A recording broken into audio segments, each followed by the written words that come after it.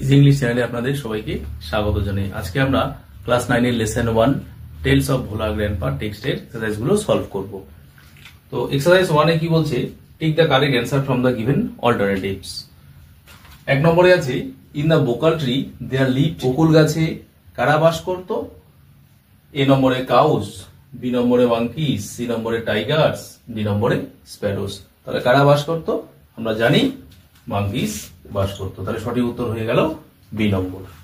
এবার 2 নম্বরে বলছে on the way back from the festival, মেলা থেকে ফিরে আসার পথে Bhola grandpa tightly held on to the 2 fingers of his, Bhola দাদু খুব শক্ত করে দুটো আঙ্গুল চেপে ধরেছিল কার? তার। এ নম্বরে বলছে সন, বি নম্বরে বলছে কাজিন, সি নম্বরে গ্র্যান্ডসন, ডি নম্বরে নেফিউ। তাহলে আমরা জানি সঠিক উত্তর তার গ্র্যান্ডসন, অর্থাৎ তার নাতির আঙ্গুল ধরে ছিল। 3 নম্বরে বলছে a gang of pirates were burying a, একদল জলদস্যু পুঁতে রাখছিল। কি পুঁতে রাখছিল?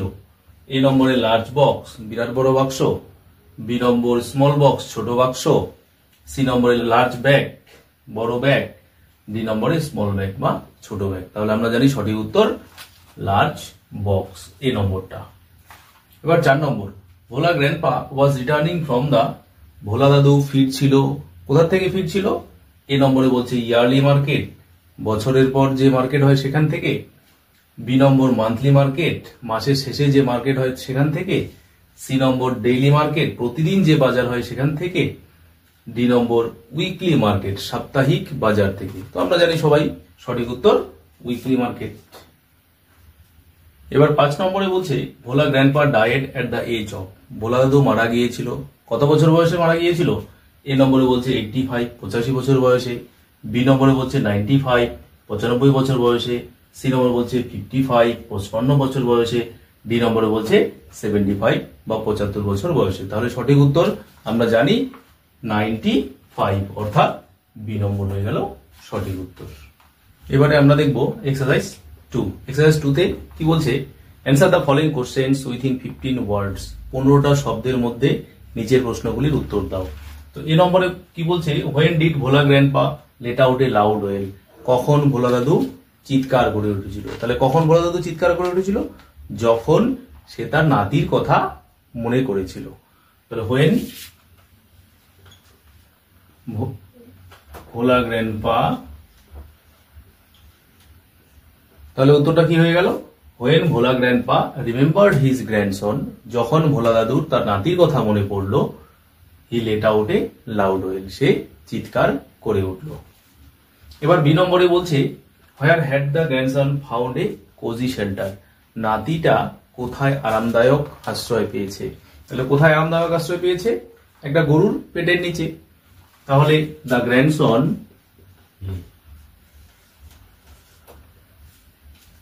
তাহলে 2 নম্বরে উত্তর হয়ে গেল the grandson had found a cosy shelter under a cow's belly, নাতিটা আরামদায়ক আশ্রয় নিয়েছিল গরুর পেটের নিচে। এবার সি নম্বর, what request did Bhola grandpa make to the first man he saw on the mount, ঢিবির উপর যে মানুষটিকে ভোলা দাদু প্রথম দেখেছিল তাকে কি অনুরোধ করেছিল? তাকে কি অনুরোধ করেছিল? কিছুটা জল চেয়েছিল পানের জন্য। তাহলে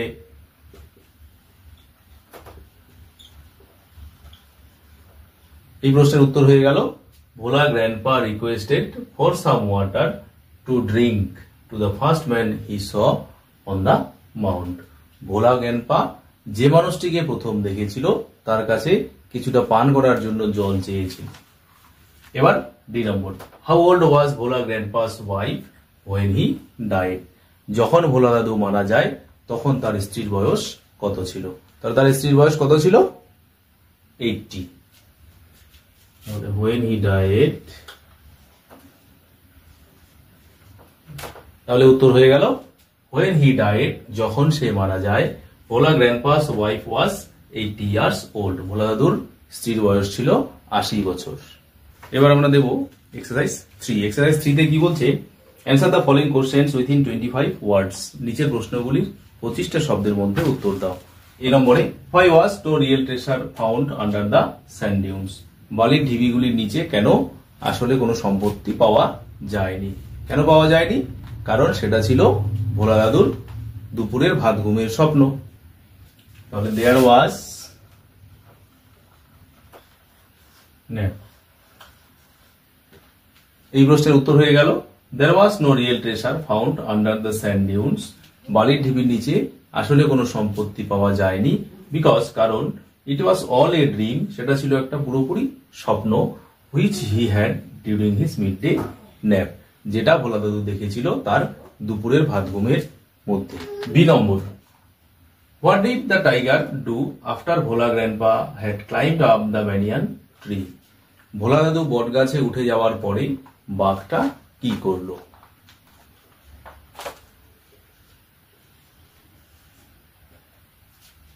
তাহলে এই প্রশ্নের উত্তর হয়ে গেল after Bhola grandpa had climbed up the banyan tree, Bhola দাদুর গাছে উঠে যাওয়ার পরে the tiger roared and circle the tree about 100 times. বাঘটি গর্জন করতে থাকলো এবং ওই গাছের চারিদিকে প্রায় 100 বার ঘুরপাক খেলো। সি নম্বর কোশ্চেনে বলছে what was the reason of Bhola grandpa's death according to his wife? তার স্ত্রীর মত অনুযায়ী ভোলা দাদুর মৃত্যুর কারণটা কি ছিল? তাহলে কারণটা কি ছিল? যে বৃদ্ধ মানুষটা হয়তো শ্বাস নিতে ভুলে গিয়েছে। তাহলে অ্যাকর্ডিং টু হিজ ওয়াইফ, তাহলে এই প্রশ্নের উত্তর হয়ে গেল অ্যাকর্ডিং টু হিজ ওয়াইফ, তার স্ত্রীর মত অনুযায়ী ভোলা গ্র্যান্ডপা ডায়েড, ভোলা দাদু মারা গিয়েছিল because he must have forgotten to breathe, সে শ্বাস নিতে ভুলে গিয়েছে। এবার আমরা দেখব এক্সারসাইজ 4। এক্সারসাইজ 4 এ কি বলছে? Change the mode of narration of the following sentences.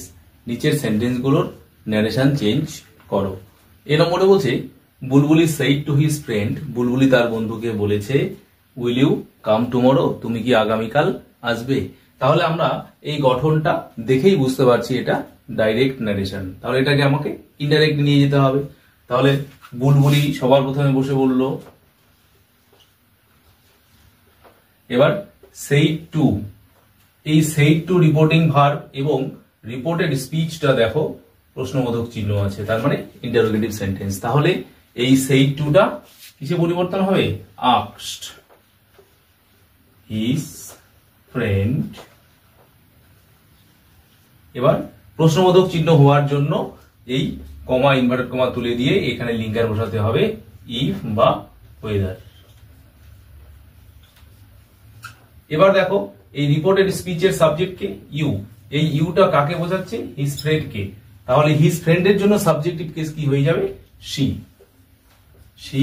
এবার এই উইলটার যেহেতু এখানে পাস্ট টেন্স আছে, যার জন্য উইলের পাস্ট টেন্স উড।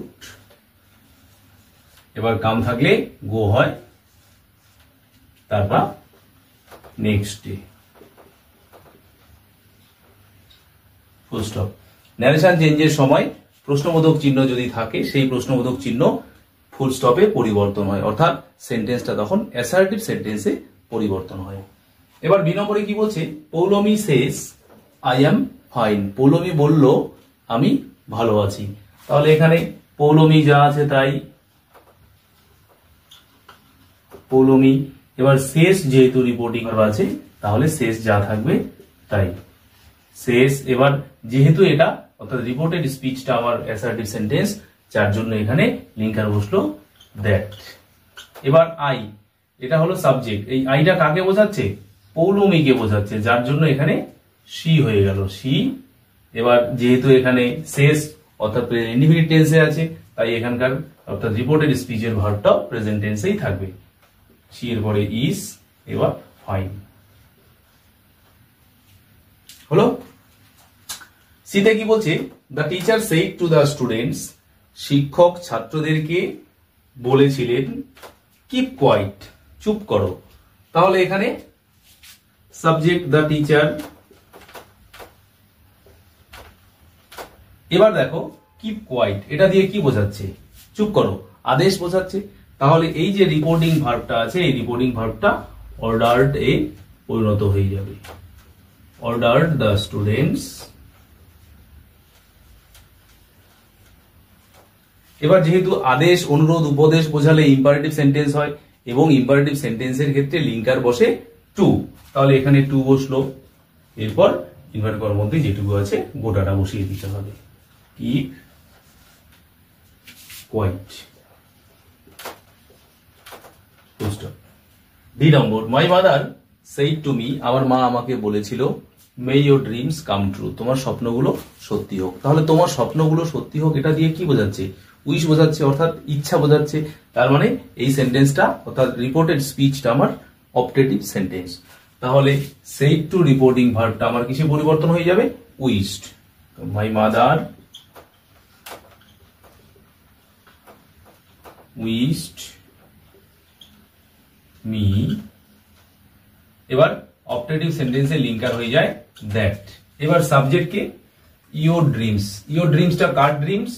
মি এর ড্রিমস, তার মানে মাই ড্রিমস, মাই ড্রিমস।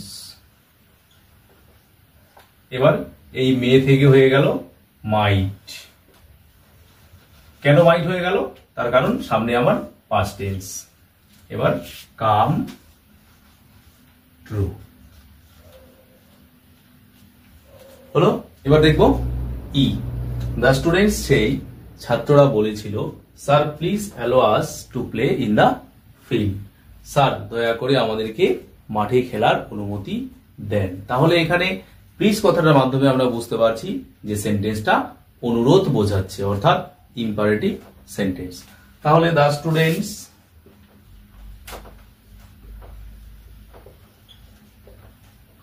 এখানে যেহেতু প্লিজ কথাটা আছে অর্থাৎ অনুরোধ বোঝাচ্ছে, যার জন্য রিকোয়েস্টেড হয়ে গেল। কাকে রিকোয়েস্ট করলো? স্যারকে, অর্থাৎ দেয়ার স্যার। এবার যেহেতু ইম্পারেটিভ সেন্টেন্স তাই লিঙ্কার বসে গেল আমার টু। এবার কোথা থেকে পড়বে? অ্যালো আস টু থেকে বাকি অংশটুকু, তাহলে অ্যালো। এবার এই আসটা কাদেরকে বোঝাচ্ছে? দা স্টুডেন্টস দেরকে বোঝাচ্ছে। আমরা থার্ড পার্সন হিসেবে এখন কি বলবো? দেম, অর্থাৎ তাদেরকে। এবার বাকি অংশটুকু, to play in the field হলো। তাহলে কি হয়ে গেল? The students requested their sir, অর্থাৎ ছাত্ররা তাদের শিক্ষককে অনুরোধ করেছিল, to allow them to play in the field, তাদেরকে মাঠে খেলার অনুমতি দেওয়ার জন্য। এক্সারসাইজ 5, এক্সারসাইজ 5 এ কি বলছে? In each of the sentences of the following passage some articles and prepositions are used in an incorrect manner. নিচের প্রত্যেকটা সেন্টেন্সে আর্টিকেল আর প্রিপোজিশন গুলো ভুলভাবে বসানো হয়েছে। Underline them and replace them in the appropriate ones, সেগুলোর নিচে দাগ দাও এবং সেগুলোকে সঠিক আর্টিকেল প্রিপোজিশন দিয়ে পূরণ করো। তাহলে প্যাসেজটাতে কি বলা আছে? On an winter night I was abroad a boat, একটা শীতের রাতে আমি একটা নৌকাতে উঠেছিলাম বা চড়েছিলাম।